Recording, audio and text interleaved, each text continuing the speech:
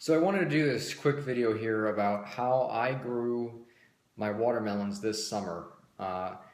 Every year in the past, whether I've been doing it from my own house or from when I was younger doing it at my parents' house, never really had favorable conditions to grow watermelons. It either wasn't enough sunlight during the day or the soil conditions weren't favorable, but mostly it was not enough sunlight.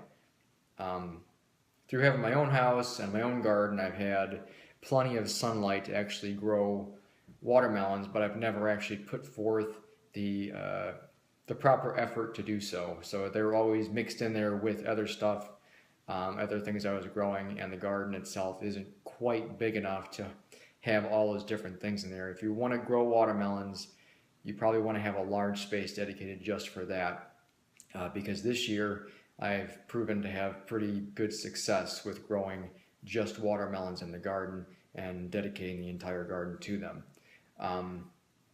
Now, I planted, or I should say I started the seeds in the house about 2 weeks before Memorial Day, and then I planted the seedlings in the garden, or I think it was around Memorial Day, maybe the beginning of June. I used two different varieties, and one was, I believe, Crimson Sweet, and the other one was I don't know the name of it offhand, but it's a yellow melon. From what I tasted, it doesn't taste any different than the red melons. The only thing that's different about it is the color, smell, the texture, taste, everything is pretty much identical to a red melon. I don't know the point of them, but those are the two types I chose to grow. So I put 3 seedlings in 2 different mounds in the garden. And the garden, I believe, is, I think it's 12 by 14 roughly. It's not really that big. But what I did as far as the soil goes, last year at the end of the year during the fall, I put a pretty large pile of leaves in the garden, just to kind of add some carbon to the soil and everything, and to basically start composting. And I had been composting stuff in there in the previous years, but I wanted to add more stuff to it this time. So I added a big pile of leaves. That settled down, composted over winter, not all of it though. So what I did is I ground it all up, put it back in the garden, and then tilled it in with the soil that was there. Now, you're probably wondering kind of what is the point of doing this video. There's a whole lot of videos on YouTube on watermelons and growing stuff outside and gardens and all that. The difference between mine, which I'm very surprised about, is actually through the entire growing process, from the start that I planted the seedlings outside in the garden to the time right now, which is about 2.5 months later, I did not water the garden at all. And we had very, very little rain over the entire summer. It only rained a couple of times, really. And the garden grew like it was being watered. And I got a total of 17 melons in the garden. All sizable melons, all edible size, basketball size, around that size, so around 20 pounds or so. And I would say I got about half of each. I got about half red melons, half yellow melons. And what I did to grow them like that, with the success I had, was I used Dr. Earth soil. And I did not put that over the entire garden. I bought 2 bags of, I think it was 38 quarts of soil. This is 1.5 cubic yards of soil, or cubic feet, I don't remember which. It might have been cubic feet. Anyway, so I added about 50% perlite to those bags of soil, and then I mixed it up in a big wheelbarrow, and then I made 2 different mounds in the garden, and I planted the 3 seedlings in each mound. And I think what really made the garden work the best or grow the best was actually right before and a few times after I added the seedlings, I planted them. I bagged my grass, which I always do anyways, but I bagged the grass and I dumped it all in the garden. So I had about 3 or 4 layers of grass in there, which was probably around 4 to 6 inches thick of grass clippings.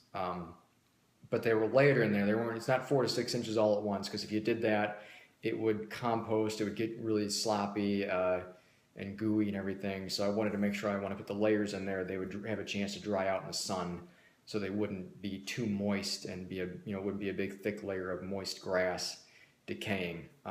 So it was layered down over a period of a month or so, and that's, I think, what made the biggest difference, because watermelons need a lot of nitrogen to grow. Actually, there's quite a few plants that need a lot of nitrogen, but watermelons can do with a lot of it. There's a lot of vegetative growth for the vines and leaves to grow the watermelons, and the melons themselves also require it. So the grass clippings provide a lot of natural nitrogen to the soil, and with the clippings being on top of the soil, there's several things that it's good for. One is actually that it's insulating the soil from losing moisture in the heat of the day and the sun. So it helps the ground retain moisture a lot. The other thing is it brings the worms up towards the surface, and worms are good for a lot of things because they oxygenate the soil by making tunnels and cavities all in there. And the other thing it does is the worm casting. So worms will eat stuff and then they poop it out, and the worm castings are extremely good for soil. Worm castings are used in a lot of high quality soils and fertilizers. They're very rich in nutrients, and you can grow plants in just worm castings too. It's amazing stuff. So that's one thing, or that's two things actually that the grass is good for. The other thing is it's not a chemical fertilizer, so you don't have to worry about burning out your plants by putting too much of it there. It's basically like a time release.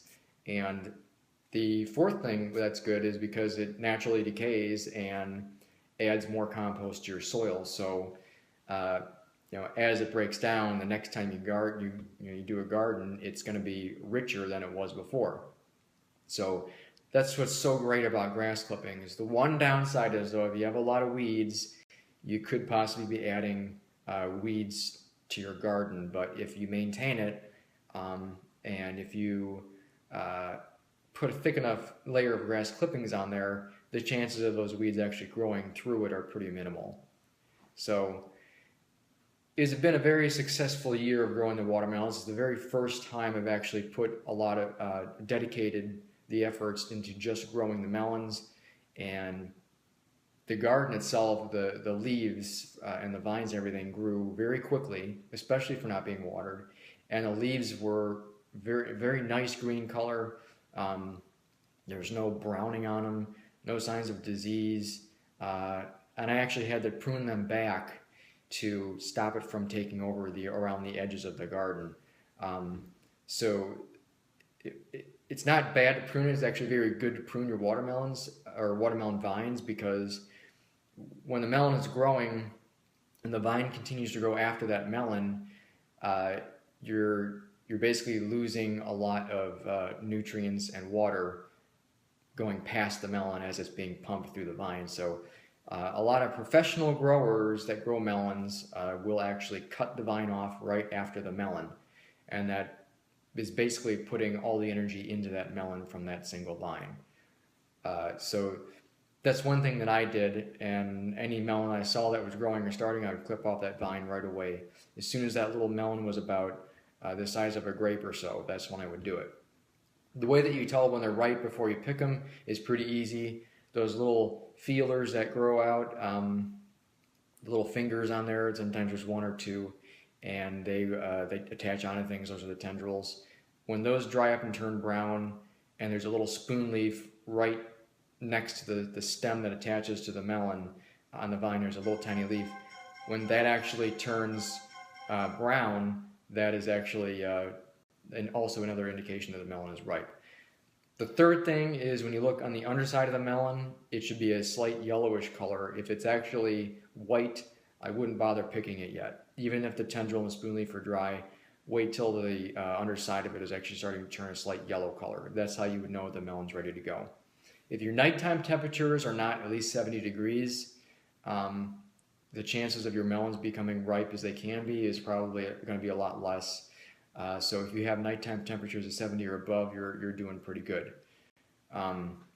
Also, the daytime temperatures, the melon, watermelon vines and everything, and just the plant itself, they like heat and they like a lot of sun. They need a lot of sun. If you have less than 6 hours of sunlight on that, it's probably not going to work out too well. But most importantly for growing melons is the nitrogen, the nutrients. So you're going to have a lot more success if they are getting the nutrients that they need to grow, especially nitrogen.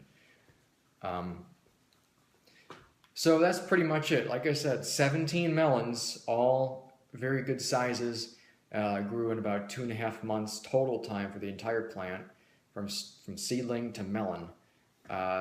That's the variety I would recommend doing if you live in Northeast Ohio.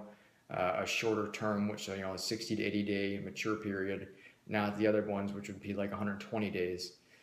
So that's going to give you the best chance of actually growing melons in Northeast Ohio, if you're just doing a home garden.